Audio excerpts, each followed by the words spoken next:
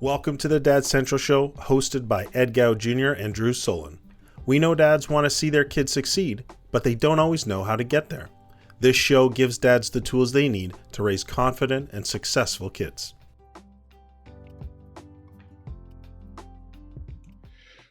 Good afternoon, everybody. My name is Ed Gow Jr. I'm a member of the steering committee for Dad Central Ontario. And I'd like to say thanks for taking your time out of your positive, productive schedule to attend another one of our great webinars. Today, we're going to be talking about protecting your kids in a digital world. Let me give a little context on why we're going to be sharing about this today. Since COVID hit, screen time for children has gone way, way up.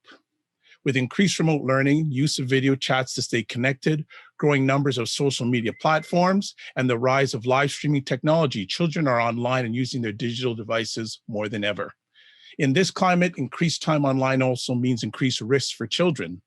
Most parents feel unprepared and overwhelmed when it comes to technology use and their children.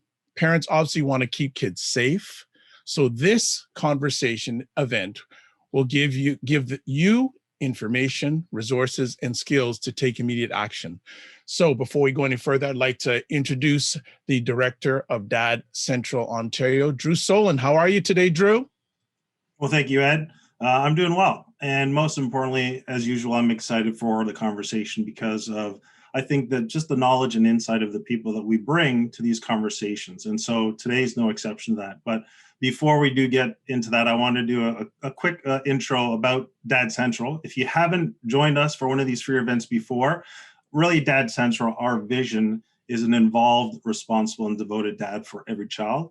And one of the things that we've been fortunate to be able to do this year is to really use technology to connect, educate, and hopefully empower both dads and organizations to really build healthy children and to go through this difficult time with some sense of resource, because there sometimes aren't enough resources out there for dads in particular.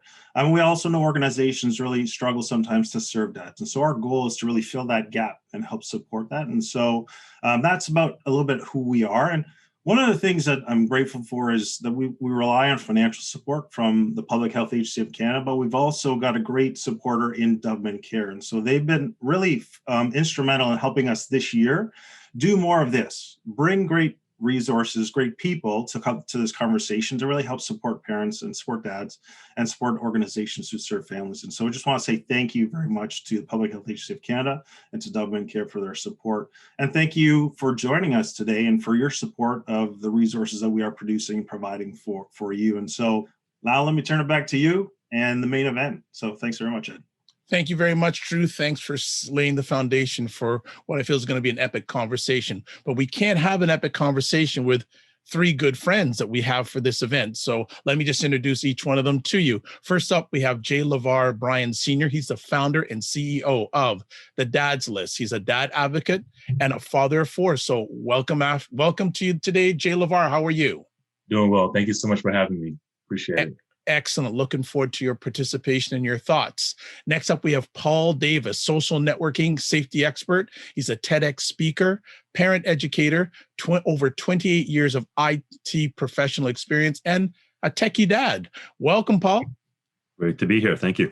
Excellent. And finally, we have Mark Alexandre Ladecour, media education specialist for Media Smarts. Mark Alexandre, how are you today? So well, thanks. I like that. So well. That's so smooth. So well. I like that. Let's get into it, gentlemen. Let's have a great conversation. So we have some questions we'd like to have each one of you sort of participate in and share with our audience. So our first conversation piece today is, what are the risks that parents need to be aware of when it comes to kids and their use of technology? Who would like to jump in first? So I'll jump in right off the bat. One of the things that I think parents just need to be aware of is they got to stay up to date as much as they can. I think that it's very easy, and we joke around all the time to say that kids, a 5-year-old knows how to use the device better than a 50-year-old at this point. But at some point, it's not funny because that lack of information kind of puts you at a disadvantage. And so that's one of the things you probably need to be aware of as much as possible, is just trying to stay up to speed as much as you can. Paul, Mark? I'll tag on to what's been said there because I like starting off with the joke, the idea that the kids are better connected, that they come out with their thumbs glued to their devices. And what we've noticed is that this means that a lot of kids know a lot about how to access information, how to access the world of connectivity that is the internet, but they're not always aware of the risks that can be posed if you go in there without forewarning, if you will. And so I think one of the main risks to consider, as well as keeping up with what's going on, is communicating with kids about what they are doing, or and I say with kids, with children, with youth, with adolescents, with what is going on in their daily online lives. And I'll add on to that we are lacking a ton of structure in our homes today. We do not know how to say no to kids. We empower them with all the technology they want, and we don't put restrictions in place. Conversation is critical. Making assumptions that they know it all, that they can navigate it by themselves, is a false sense of security. It causes parents to have to reach out and always constantly ask for help. And so we need more parental. So what Jay LeVar said, we need more parental involvement. We need them to understand the technology before they empower the children with the technology. The foundation for safety is if I don't get it, I'm just not going to give it to you. We have to work on this together. And parents have to be involved. They may not understand it. It's their job to understand it. Excellent. I have a question arising of what you've shared already, but I'll tag it on to our second conversation piece. The second conversation piece I have for all three of you is that for a parent who has never thought about this topic or feels like they don't know enough about technology, where did you suggest they start? Or if they know a little bit, how do they keep plugged in? Because Jay LeVar said keeping up to date. Well, what happens if they know nothing or they're trying to keep up? Yeah, I think they all need to attend University of YouTube. I think that in today's day and age, the playing field has been completely leveled when it comes to access to information. No longer do you have to order encyclopedias from the door-to-door salesman, or do you have to find your way to the nearest library all the time. I think that everything's at your fingertips. So, for years we got used to just Googling, right? And you can do the same thing, just YouTube it. And so put one or two keywords in, how to blank, what is this? And you'll be surprised how many 2-minute videos pop up if you have a short attention span, or how many 30 or 40-minute videos pop up if you need the in-depth knowledge. So at this point, it's just taking a little bit of effort to seek out that information, but I would definitely say YouTube would be that first resource that I would go to as a knee-jerk reaction. Would like to add on?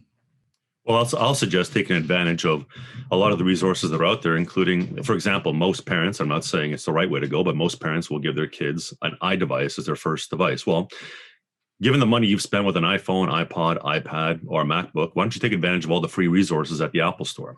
And yeah, they will open up. We will go back to living at some point. They have hour-long courses that you can go there and you can learn from the basics to the most complex. The Apple guys are amazing. They will sit down with you. There's no bad questions. Take an interest in the device you've empowered your child with, so you understand at the very minimum the basics of how that device operates. And then from there, take advantage of forums like this, where we invest an hour of our day. Yes, it's over lunch, but this is a wonderful investment of time to understand what they need to know. And when these forums are available, or there's a speaker that comes to a school, never make the assumption, I already know that. Go there. Learn about it, be updated. I mean, I've been in IT 29 years of my life. I've dedicated my career to it, and I still update myself by traveling to conferences, going online and learning. If I do that every day, parents need to make the effort to take advantage of what is available out there. And a lot of it is free to be up to date, because we find ourselves in a very responsive role as parents versus a proactive role. And we have to be more proactive and take advantage of the resources available. I like two things you said there, Paul. Two things that really stick out to me is that investment of time, not an expense, and also being on the offensive instead of being on the defensive, because too many times parents are on the defensive and it's sometimes too late when they find that out. So I really like what you said there. Mark? Oh, well, I'm going to tag on to the last line Paul delivered with the idea of free resources. And he had the integrity to point out to different sources out there. I'm a little bit more shameless. I'm going to point out to Media Smarts right away. What I mean to say by that is that's a question that we've actually asked ourselves and very concretely produced resources so that people going into a sort of what we call media literacy, that means coming into this world of technology and knowing how to handle it, knowing how to encounter it critically. We've developed Media Literacy 101, which is very much the basics. And after that, we've got all these resources, tip sheets, all meant for parents that want to help their children encounter the world of this digital age, as well as help themselves. Because let's face it, one of the basic things we need are the words, the vocabulary to encounter, and as Paul said, the ability to say yes, no, based on what we know is going on. Or frankly, what we don't know is going on, but we know how to get informed. So I saw a little message pop up in the chat. What if you don't have access to an Apple store? I don't know. I can't answer about the Apple virtual versions, but I can say for sure over at Media Smarts, you'll find what you're looking for. Plug. But that's it for plug. No, really, the information is available out there. I'm giving one resource because it's Canadian, because it's research based, but YouTube, Apple Store, our own. I think these answers have all been just fantastic. Good. A question that's arisen out of this, respectfully, I know we're probably mid-age. I'm going to say that. We all look great. We all look handsome. When we were growing up, we didn't get our first digital device probably till, I'm going to say respectfully, probably in our mid-teens, maybe early 20s. But now our kids are getting them at a really young age. Is there an age that they're being exposed to it in the classroom, but is there an age that we should really start getting them involved in digital education, offline education? Is there a preferred age, or is it depending on the situation? So if you're asking about just outside of the educational aspect of it, so when they're doing it in school and distance learning, so they have no choice to do it right now, that's one thing. But when parents are volunteering to give their kids devices at early ages, as that's just the norm. To each his own. Every parent has their own experiences. When did they get devices? When their familiarity with it, or what they're comfortable with, or how much they monitor their children, or how much they trust their children. I think everyone has a different perspective. I think it's a level of responsibility, and I think we all, your children. Right. And even from an early age, you can start recognizing some of their habits, some of their traits. This is the one who pushes the boundaries. This is the one who's always very safe and calm. And this one is the one that's really respectful. This one's really nurturing. And so you start to pick up on who your kids are. And therefore, I think it's a great idea to kind of manage that timeline based on who your kids are, because you may have an 8-year-old. I have 4 kids. My 2 older ones are 8 and 10. And my 8-year-old may be more mature with the devices than the 10-year-old. The 10-year-old could be the one that's always trying to get one by me, and at that point, I'd rather give my 8-year-old a phone before I give my 10-year-old a phone. So I think we just have to pay attention to who our kids are and use that as part of the deciding factor of how soon and what device do we give them access to outside of education. Paul and Mark, do you want to add on to that at all? For sure. I can tell you that when I speak to grade 4, 5, 6s, I survey them. I've spoken to over 620,000 students in 4 provinces and 5 states in person, and not all of them are 4, 5, 6s, but I have my data up until March. Now I have my data virtually speaking. And let me give you my data from September until yesterday. Of the grade 4, 5, 6s I speak to, 75% of them were surveyed as having a smartphone in grade 4, 5, 6. 90% of them are using their technology in their bedroom. These are 2 questions asked. And then there's another question if you want to address it later with social media, but I won't give you the stats. When I look at the core of some of the problems, when you give a child in grade 4, 5, 6, $1,000 device that most adults have no idea how to properly use. In the evening, when I speak to their parents, I tell them this is called too much too soon. There was a movement called Not Before Grade 8. And I don't know what the right answer is. And I've dedicated my whole life to cyber and IT. But I can tell you around the grade 8 timeframe is probably that time for a smartphone, because every excuse given to me as to why a child has a phone in grade 4, 5, 6 is always one of those, well, the friends have it. They don't want to feel isolated. They don't want to be left out. In case of an emergency, my favorite one is when I'm told in case of an emergency, like $1,000 phone is that reason. Look, I'm all for technology. In fact, in the classroom, if you want a perfect recipe for technology, it's called a flip phone and it's called a Chromebook. And for $400, kids will be educated, not distracted. They won't be touching the device all the time with blinking lights, yet they'll use a Chromebook for the purposes of all the education. And I see that as excellent. The smartphone in the classroom is a proven distraction. It's not even a theory anymore. It's a proven distraction. And, to what Jay LeVar said, is that every child uses something differently, but the majority are not disciplined at that age to just not touch it because it's there. It blinks, it goes off. So my strategy has always been, wait till around grade 8, but up until then, give them that fair opportunity to learn without distraction. And there is proper technology, but it's that smartphone that is causing the distraction. And then I'm not an expert in addiction, where people say they become addicted because they're always on it. So I have a lot of data to back that up. And my guidance to parents is you're allowed to wait and you're allowed to say no. But that's hard for some, right? And I respect that.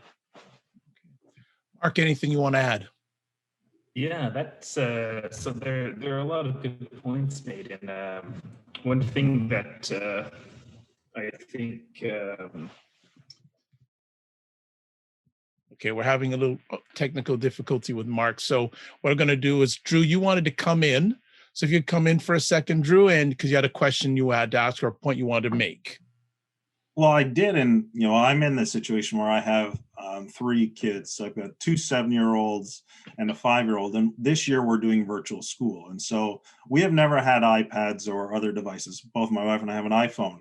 But as we've come into this place, they've got access to mostly educational items, but they've got access to sometimes YouTube and all these other elements. And we never really consciously thought of it, but on YouTube, it's kind of like a slippery slope, not in that YouTube university educational way, but it's a slippery slope in terms of it just could play who knows what next. And there are sometimes ads that come up that we don't really want our kids to see, and they're young.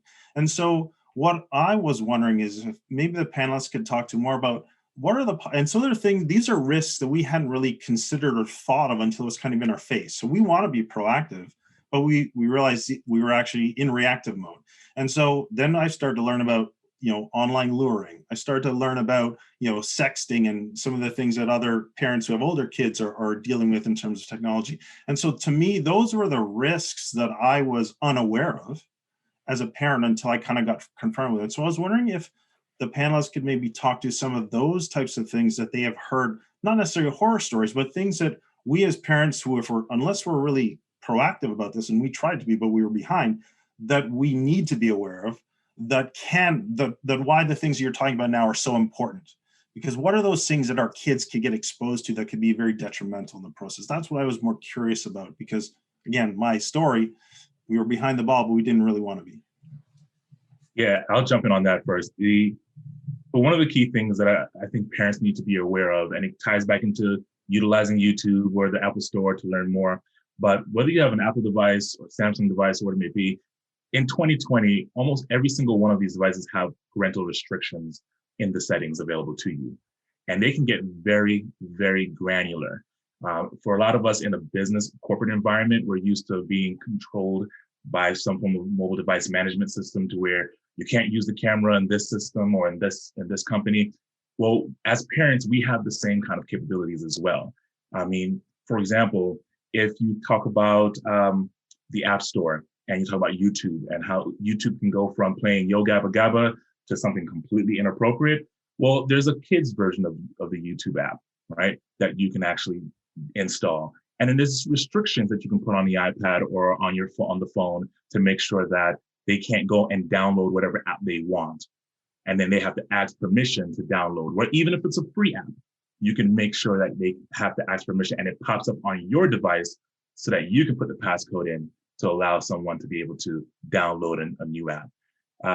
Whether you have some of these other restrictions that you have in place to make sure that the kids are safe, like being able to completely get rid of the Safari browser on the device completely. So now there's no browser on there, and you can go into the App Store and download a whole new browser that is dedicated to parental controls. A lot of them are free. Some of the really good ones are paid for, only a few bucks, sometimes no more than $5. But again, so there are, I think we need to dive more into what those restrictions are and what our capabilities are, because then at that point, you'll be able to know how much you can protect your children. And then there's always, larger platform related kind of things that you can do, but just on the basic level that comes standard on these devices, just go into the settings and start tweaking with the restrictions will make a big difference.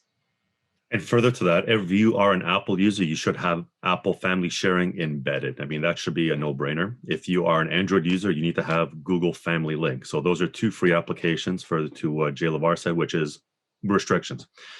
Now, Drew, to your point about YouTube, YouTube is a rabbit hole. We all know that. It always has been. I encourage teachers all the time, never ever send your child to YouTube to watch a video for educational purposes. I believe in the education of YouTube, except now it has to be done a bit wiser. So there's a file I've created, and I'll be more than happy to share it with you, to share with all the attendees today. You can take YouTube videos that teachers have approved. You can take the link to the video, you bring it into a different website. The website recompiles the video. They're doing this all legally, by the way. Now, when they share it with the child using a new URL, there are no suggestions on the right-hand side. There are no pop-ups in the video. There's no biography, and there's no comments. So now teachers can have peace of mind sharing a YouTube video that they've already approved, and the child could be at home at the kitchen table while mom and dad are making dinner, knowing that after that video, they're not going to go down the slippery slope of all the suggestions on the right-hand side. So YouTube is a rabbit hole. I would not put a kid on there by themselves. YouTube Kids is a wonderful option for 10 years of age and under. But for homework purposes, and I completely respect all the education on YouTube, it's a wonderful, wonderful place. After that initial video, remember the suggestions are that rabbit hole. So I'll send you the file. You can send that to as many individuals as you want. You can take videos, recompile them, where now there's no more suggestions. When they're done watching the video, they click on the X, they're out of the video. And in the meantime, one of the best things to do is turn off that autoplay function. How often do we fall down that rabbit hole with autoplay? I believe 75% of videos viewed on YouTube actually come from the autoplay function, the up next recommendations. So these are more like steps that you can take to gradually get. I hope I'm not speaking contrary to anybody else. In terms of the security and safety matters that Drew brought up, and I'm sorry that I froze a little bit earlier, as I'm sure everybody saw.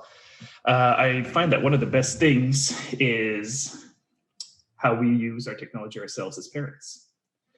When my kids were born, did I bombard them? And of course they're babies, so they don't know, but we're taking pictures of them. How many of us, raising my hand because I'm guilty of having done it too, decided to go ahead and post those pictures online? And by the time they're old enough, what we really recommend is to start modeling the behavior you want, asking them, hey, we took this picture today at your birthday party. Can I post it online for my friends to see? Just start modeling that behavior. With all of that's already been said, I don't want to repeat. This is the next step, because ultimately, and I've seen the comment in the chat a few times, we're not going to keep up with everything that kids get up to in the world of especially social media. And that's quite on purpose. The reason kids move on to new social media platforms is to get away from parental control for a while. And especially in the teen years, we see this desire to build their own independent identity. So there's a difference between controlling what they're doing and having ongoing conversations about what they're doing. And that's my next. Once we've established the basic parameters, basic home parameters, which everybody's already contributed to in their own answers, we start talking about going forward. I'm not going to pick up your phone and see what you've been doing unless I suspect that there's a problem going on. And that conversation can lead to a lot of trust building, so that if ever there is an issue that comes up, they turn to you instead of trying to shame away in the corner. Great. Next conversation piece, and I think we've already been discussing it, but you may have some things to add, gentlemen. How can parents create an environment that supports technology as needed, but also keeps kids safe. So I think some of it may have already been covered over the last few months, but if there's anything additional that has not been discussed in regards to this question, please feel free. One thing I'll add on to something I said before, we talk about restrictions. We talk a lot about mobile devices, but there are still a lot of desktop computers and laptops that our kids are utilizing. And so, again, I can speak from an Apple standpoint. We're basically an Apple household. There's some Google stuff too, but there are ways you can just create a profile on the computer to begin with. So instead of after the fact trying to restrict X, Y, and Z, you can just create a whole new user that is set just for parental guidance to begin with.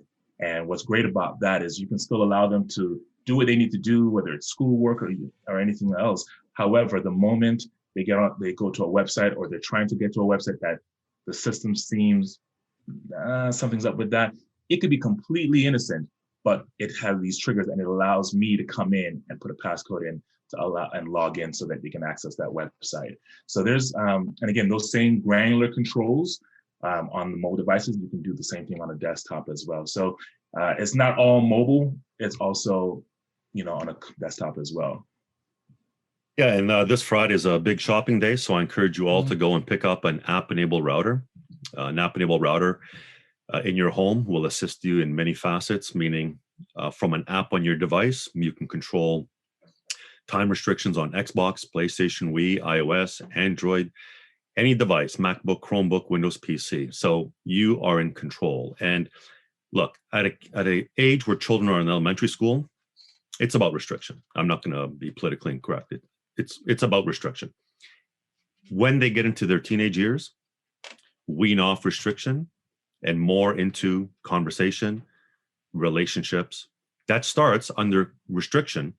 It moves away in their teenage years. But remember, we can never fault a child for their curiosity. But when you empower them with too much, too young, and they get in trouble because, listen, one of the biggest failures in parenting is when we say we trust our kids. Let's just call it the way it is.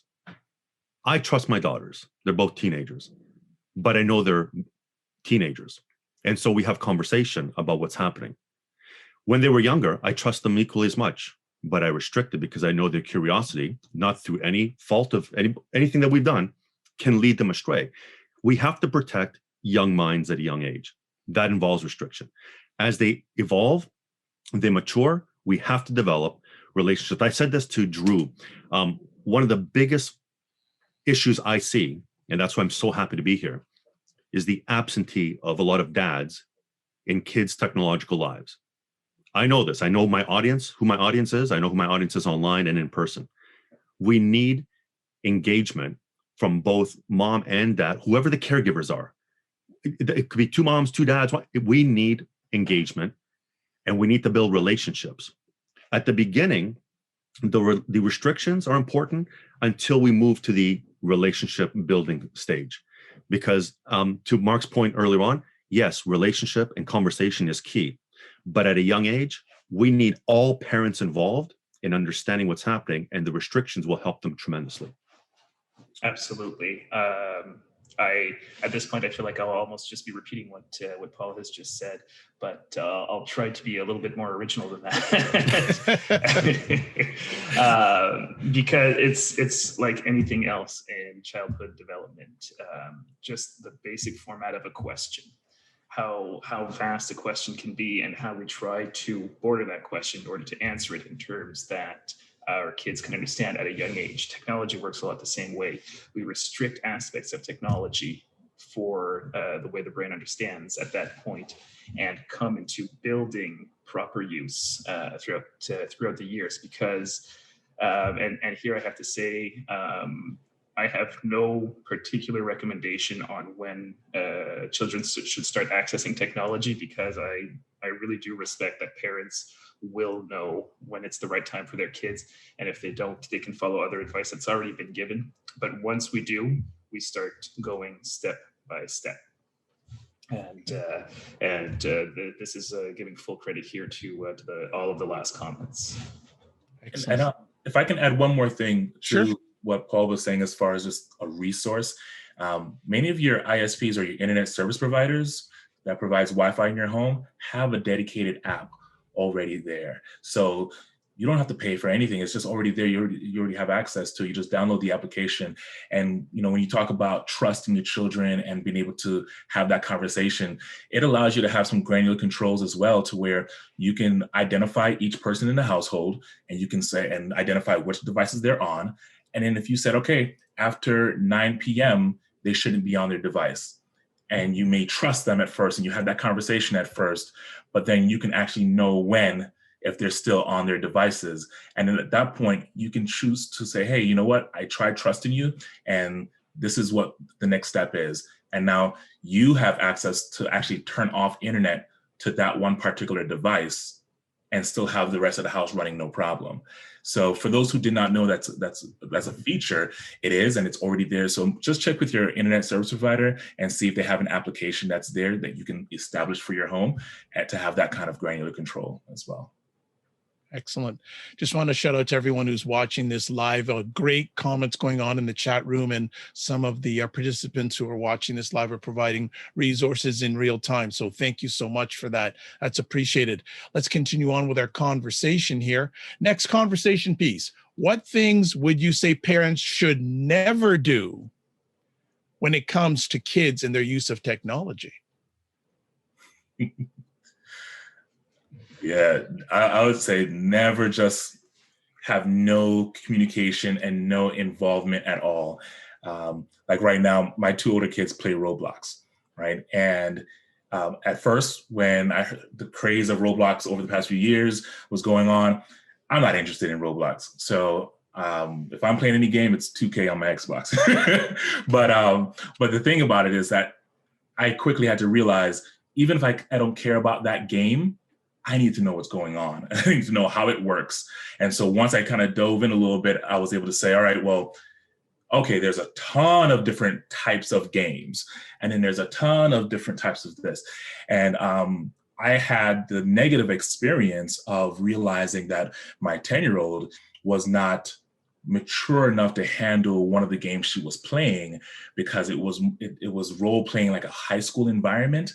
And she's 10 years old, but I was not aware at the time because I didn't dive in like I should have at first. But then when I started to realize she was complaining about certain things and the way she was handling it emotionally, I was like, okay, what's going on?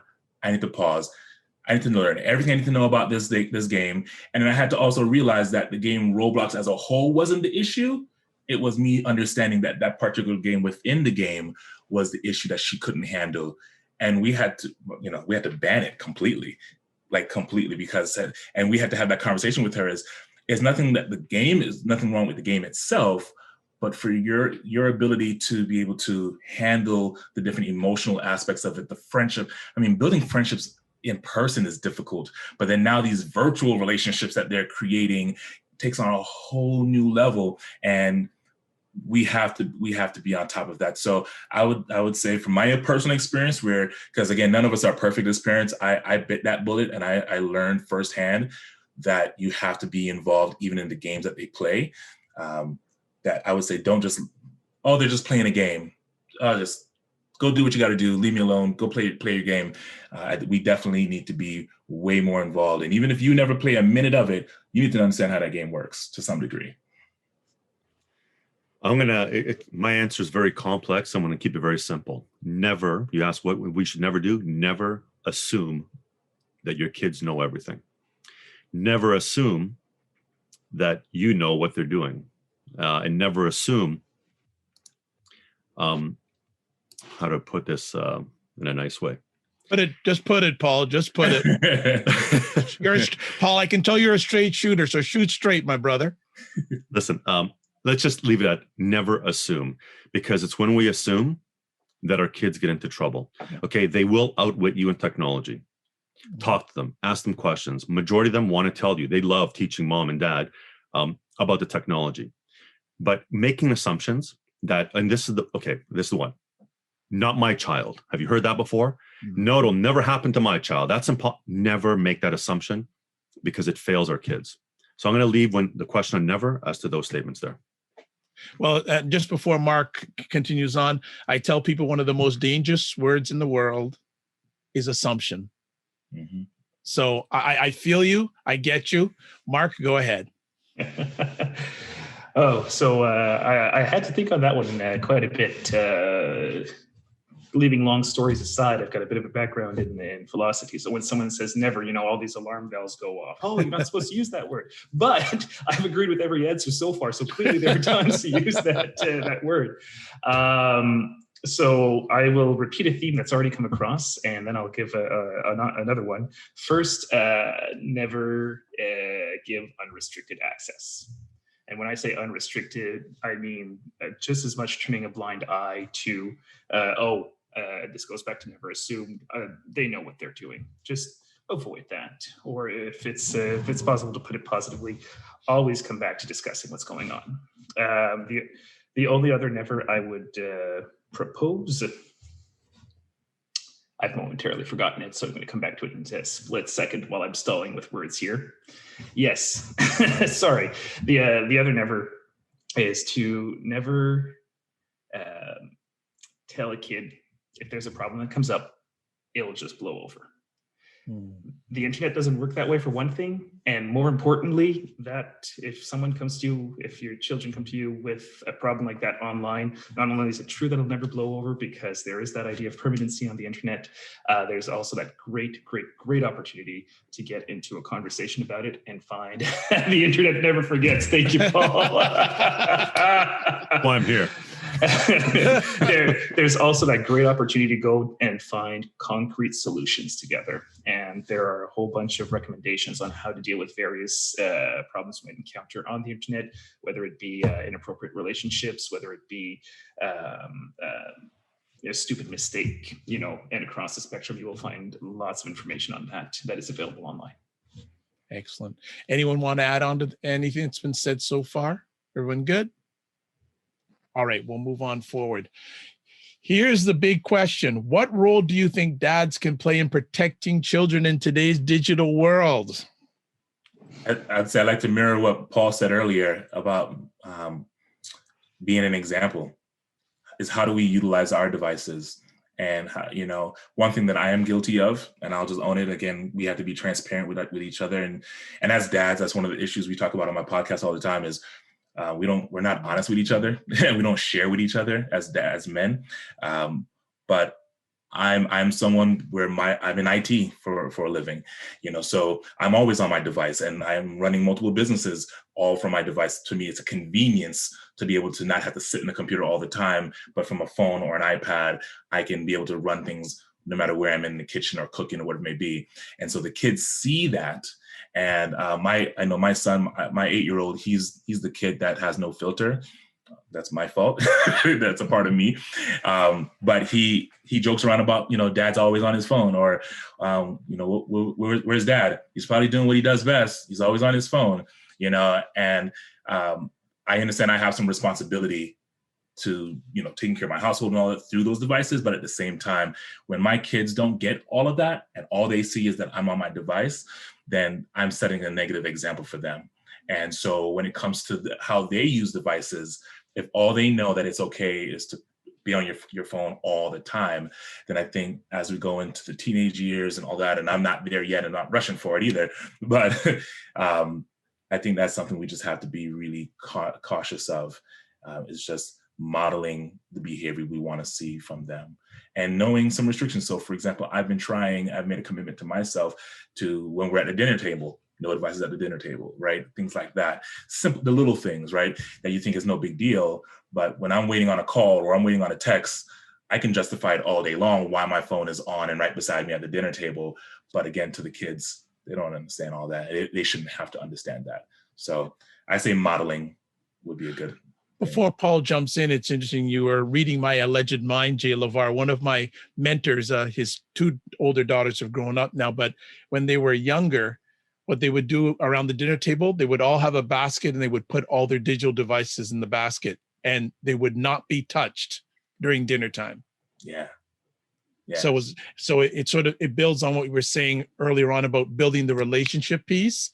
Like when everyone was having dinner, phones, laptops, whatever, cell phones, etc., smart devices were all put in a basket. this was our time to develop relationships without any digital interruption. So I just wanted to add that. Go ahead, Paul. Number one, we need to get more dads involved in our kids' life online. They need to take a vested interest. And why am I saying that? Because I can tell you when I speak to parents at schools, I can tell you without a shadow of a doubt, I take numbers all the time, and 80% of my audience are moms. And when I joke about that at night, I'll get oh yeah, they know it all, and they sent us to get more information, but they don't.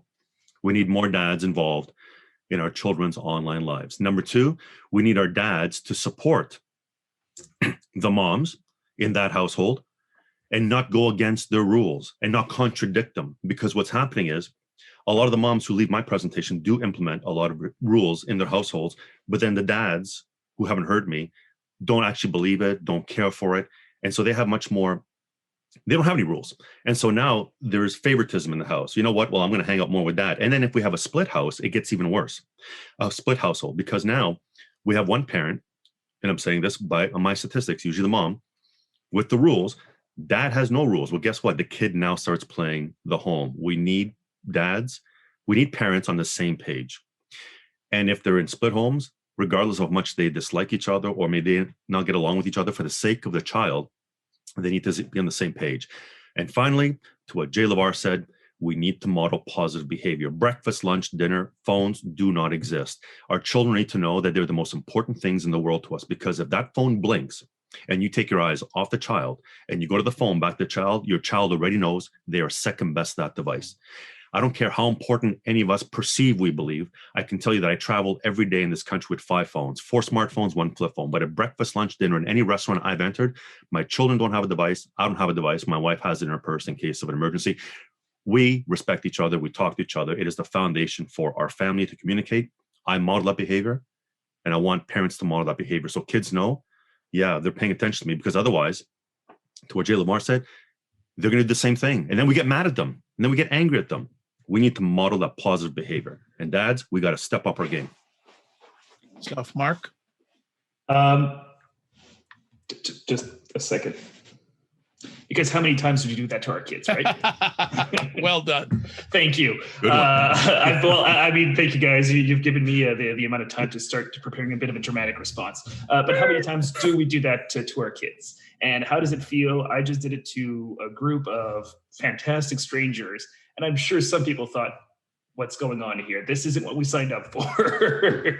And in a family, that should be the basic presumption. This is not what we signed up for. We signed up for communication. I 100% agree with all of the ideas of no tech at dinner, taking a tech vacation, taking special time to do activities that are entirely low tech. Fantastic. When it comes to the question of what should we do with tech, of course, I'm going to stay away from the answer, well, don't use it, because it's a very valuable one. But if going into the question of what do we do with the tech in the family, what can dads do with the tech? We've mentioned modeling. That's fantastic. Dads, let's take a really strong look at our values. Do we truly value that family time? If that is a value for me, my actions have to reflect it, and my kids will know.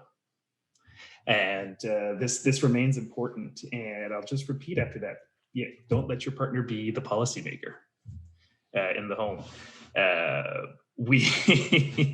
It's very, very easy to enforce rules when we're not the ones enforcing the rule. And this is, I know it's repetitious, but I think it's because the answer is so obvious, is that it is a team effect, a team effort, pardon me, and a value-based effort. So if you look at yourself and say, actually, no, I think that my phone really has that highest value, well, that's a conversation to be had afterwards as well.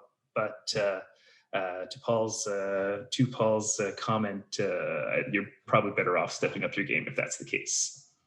Okay. Another conversation piece we have here. What is or are parental control features or software? I know you discussed it a little bit earlier on, all three of you, but how and when would you recommend parents use them? So I think we talked a little bit about it, but when should parents put those parental control features into effect? I'd say immediately. I mean, my youngest is 2 years old, going to be three next month, and there's a feature on Apple devices that allows you to lock the display just to one particular application.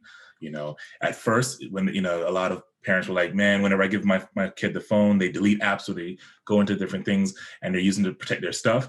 But when it comes to even at 2 years old, being able to manage those restrictions and manage what they see, lock them into, if you want to lock them into the YouTube for Kids app, then you can lock them in. They can't move around, they can't hit the home button, they can't turn and do any of that kind of stuff. So as early as that, those are restrictions that are available to us. So I'd say as soon as possible.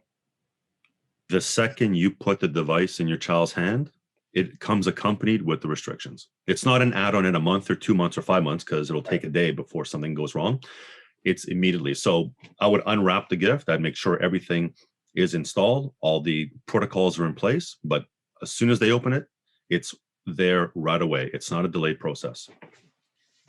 Completely agree. And just to add more of what I previously communicated, tell your kid why. Mm-hmm. Tell your child why you're putting those things in place, because they are, as much as their brains are still in development, they are smarter than we give them credit for sometimes. They do understand a little bit better what is going on. And at the very least, if they have a why, that saves you the later conversation of why, and why that. Why? Because it's been made clear right off the bat. Before I get to my last conversation piece, there is a question here I saw in the audience. And I think, Mark, you may have touched on a bit. I just want to know if anyone else wants to expand on it. Any advice on one parent very knowledgeable, but the other not having as much knowledge on technology? How should that situation be handled? Yeah, I would definitely say one of the best ways to handle that is to, one, find out if that other parent is willing to learn, right? Because you can't force anybody to do something they don't want to do. And make sure you guys are on the same page of why it's important for them to want to learn. And then two, understand what their learning style is. Not everybody's the same. You may need to, some people prefer written, visual, audio, the whole nine, right? So for some people, you may need to send them a YouTube link that may have some videos that explain something. You may understand that your partner doesn't have a lot of time on their hands. So sending them a 20-minute video explaining something is not going to be ideal. They'll see the counter on there and they're just not even going to watch it. So maybe finding a 5-minute video or a 3-minute video that explains the same thing. You may need to send them articles that they can actually read, because that's how they need to operate. Or based on what their job is, they don't have time to watch something, but they can read something in the meantime. So it's also talking to friends. We all know who the tech person in our circles are, the man or the woman who that's what they do. And sometimes say, hey, why don't you have a conversation with so-and-so, right? I'm the techie, right? In my household, I worked for Apple for 10 years. I'm in IT management solutions right now as we speak. And so, but we all know that it is very easy to come across where the person you raise your children with don't necessarily take the information even though you're the expert at it, it's like for some reason they don't believe you, right? But I say sometimes referring to friends or family members who are also very tech savvy, and encouraging them to have the same conversation with that person if they're going to hear it or receive it better.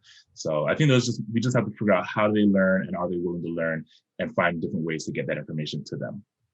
And a great way to do that is at the dinner table. We're going to have our devices away after this conversation, so we can have a conversation about the technology. So let's get the kids involved. Let's get the parent who isn't as tech savvy, and let's bring it to an understanding that they can relate to.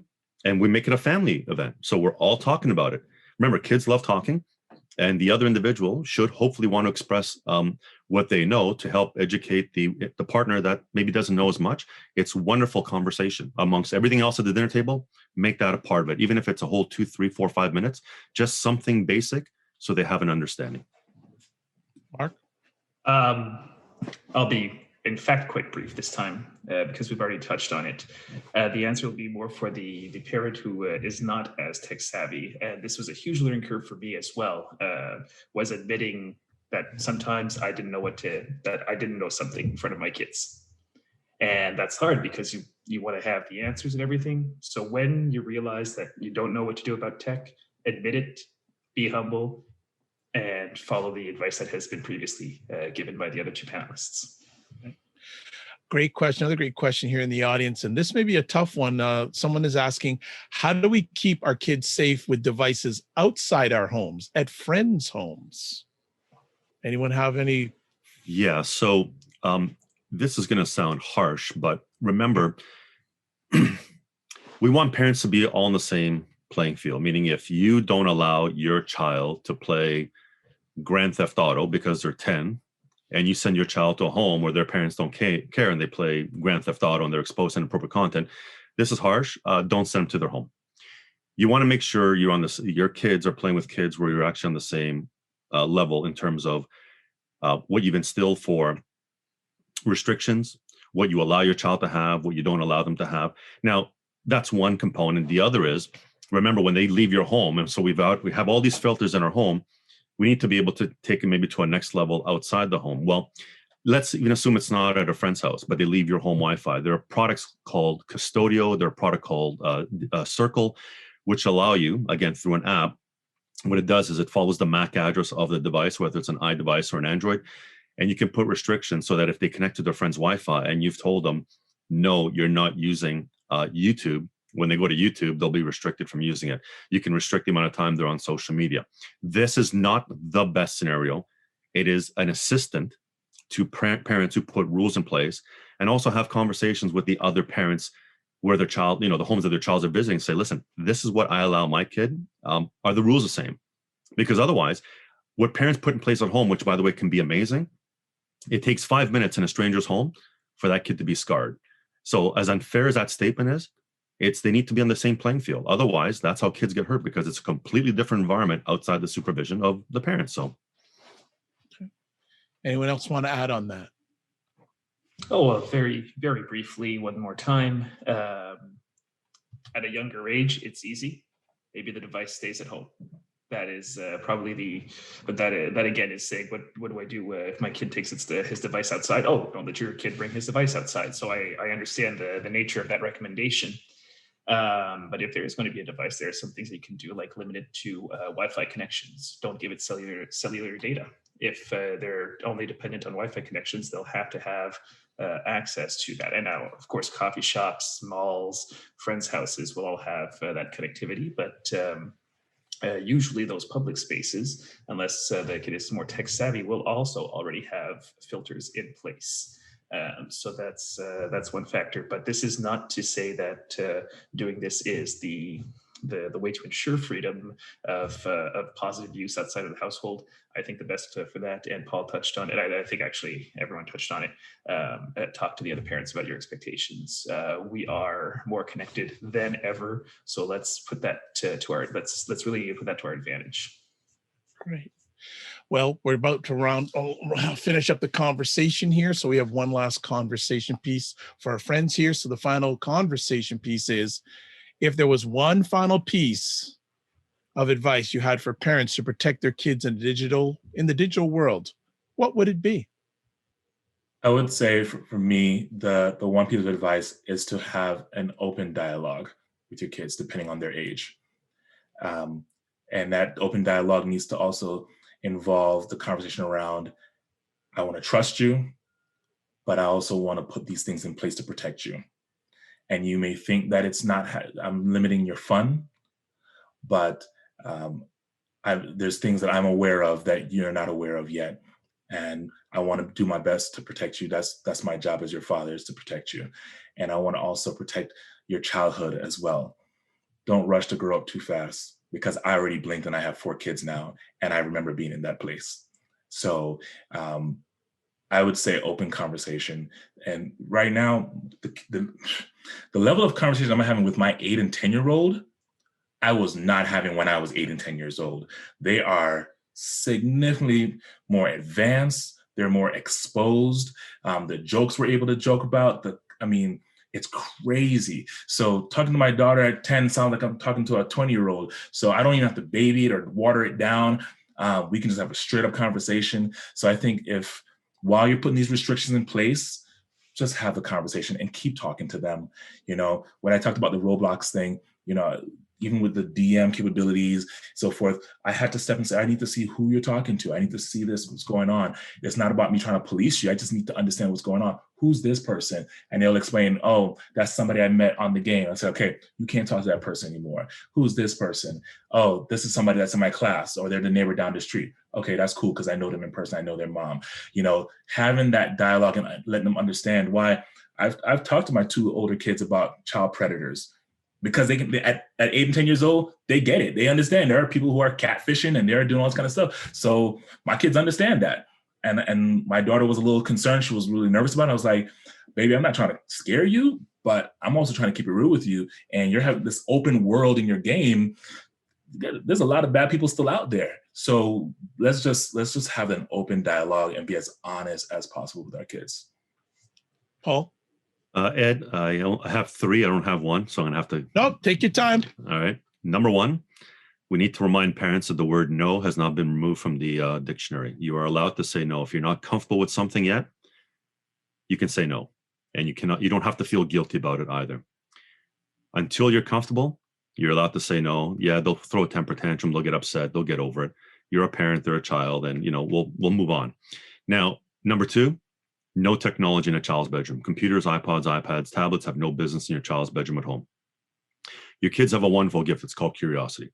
But curiosity in their bedroom by themselves is where they make the poorest choices. Ask any police officer when they're investigating, and they'll always see this common denominator: child isolated by themselves, connected to technology. Mom and dad are at home making dinner, cutting the grass, shoving the snow, talking to neighbors. No technology in the child's bedroom. And number 3, no social media until you are 13 years of age. Do not assume that they're mature enough, that they're acceptable to be on those platforms. If you are going to instill rules in your house that you expect your child to respect, if your child is expected to follow rules at school, if your child is playing sports and they're expected to follow the rules, we know what happens when we break the rules. There's penalty in sports, there's consequences in schools. Well, the consequences to breaking the rules when children are too young on social media, which is viewing at a very young age, inappropriate content, racism, violence, vulgarity, pornography, you're going to scar your kid for life. It's not a red card. You get kicked off the field. It's not a 1-day suspension. It's scarred for life. Look, I don't know if 13 is the right age. I'm going by the terms of service. So we should respect that rule. And if you want to protect our kids, no tech in the bedroom, no social media until the right age.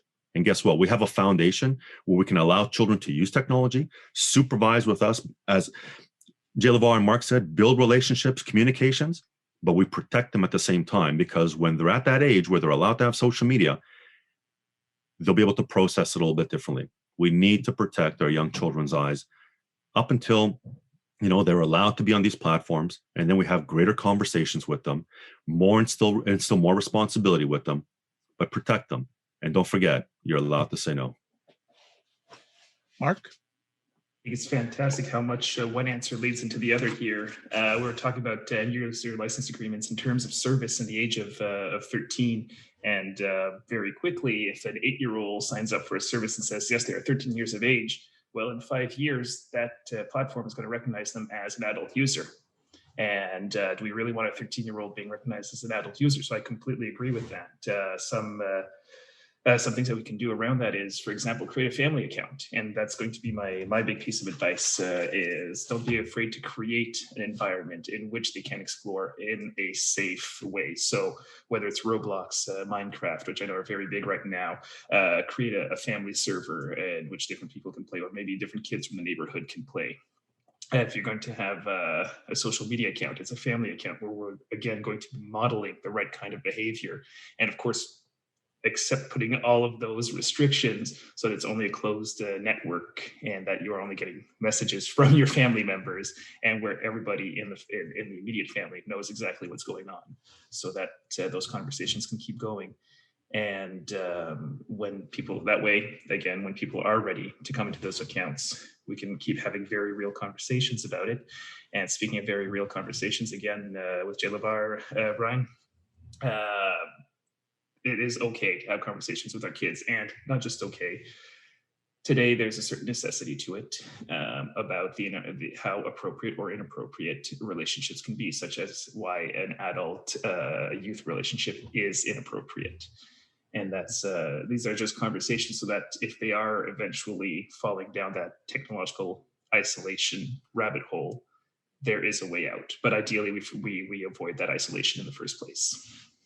Excellent. Well, gentlemen, Jay LeVar, Paul, Mark, thank you so much for taking time out of your positive, productive schedules to share with us today. You hit it out of the park. I'm just saying thank you for what you have done, what you are doing, and what you will be doing when it comes to this important subject. I'm just going to hand it back to Drew. Well, thank you, Ed. I'm excited to hear sitting in my seat because of just the content that we've been able to hear from each of our panels today, and to know that we've got great resources as a result of this. And so, thank you so much, Paul, Jay LeVar, Mark. Really appreciate having you here. I really love many of the messages. You know, this it was really for me a call to action for any parent or anyone who's listening today, and that was the biggest takeaway for me. And you know, a couple comments: never assume.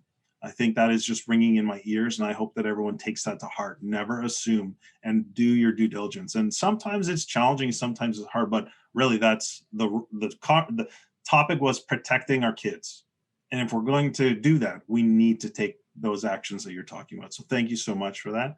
I want to remind everyone, please fill out our post-event survey. We always take this feedback and try and build off of it to help make sure our events are successful in terms of delivering what you're looking for as our audience. Again, thank you so much for attending. Thank you to Dove Men Care for their support, Public Health Agency of Canada for their support to be able to present these resources to you. We will be sending out resources. I put them in the chat, but I think we'll put them together in an email, make sure everyone has access to the various links that were talked about. We also have created a blog that we launched last Thursday that has links to many of these same resources. Paul Davis's tips on his Facebook site. Media Smarts is one of those, as well as the Canadian Center for Child Protection, and they have a resource called Protect Kids Online. We've got a great division of age and stage and common questions and a great resource as well. So we'll email those out to you in addition to a copy or a link to a copy of this presentation. So you will get access to it. We'll be able to share it with others. And, you know, Dad Central, our vision is to see involved, responsible, and devoted dads. And we want to help support dads being engaged. We want to support those who support dads. And so with that, I just want to wish everyone a happy holiday season. Jay LeVar, you're in the U.S., got Thanksgiving coming up. I wish you all the best for a wonderful American Thanksgiving, and for all of us here in Canada, a very happy holiday season. We will be doing one more of these events. It's focused on dads and the gift that every kid wants from you, and that will be right now scheduled for December 15th. So we look forward to that conversation. For me, thank you so much, and wish you all a great week.